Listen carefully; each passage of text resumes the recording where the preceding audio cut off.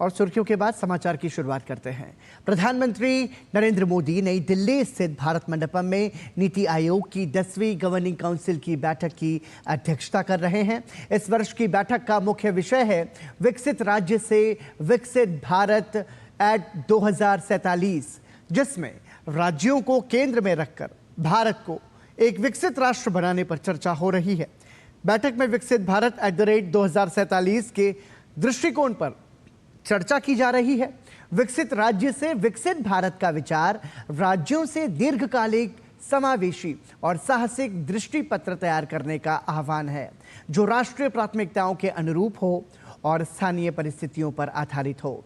इन vision दस्तावेजों में समयबद्ध लक्ष्य निर्धारित होने चाहिए। इसमें मानव विकास, आर्थिक वृद्धि, सततता, प्रौद्योगिकी और शासन सुधारों पर ध्यान देने की आवश्यकता है। डेटा आधारित कार्यप्रणालियों, परिणाम आधारित परिवर्तन, परियोजना निगरानी इकाइयों, सूचना और संचार प्रौद्योगिकी युक्त अवसंरचना तथा मूल्यांकन और निगरानी प्रकोष्ठों की सहायता से जवाबदेही सुनिश्चित की जा सकती है।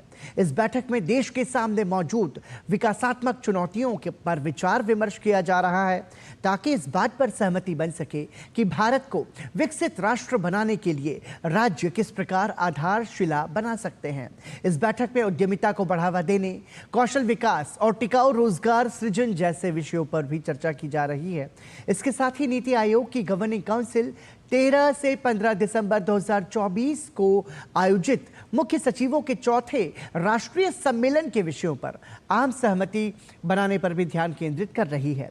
इस सम्मेलन में भारत सरकार के सचिवों और सभी राज्यों और केंद्र शासित प्रदेशों के मुख्य सचिवों ने हिस्सा लिया था और विकसित भारत एट 2047 के एजेंडे पर सुझाव दिए थे। नीति आयोग की 10वीं गवर्निंग काउंसिल की इस बैठक में देश के सभी राज्यों एवं केंद्र शासित प्रदेशों के मुख्यमंत्री, उपराज्यपाल, केंद्रीय मंत्रीगण, नीति आयोग के उपाध्यक्ष, सदस्यगण और सीईओ भाग ले रहे हैं।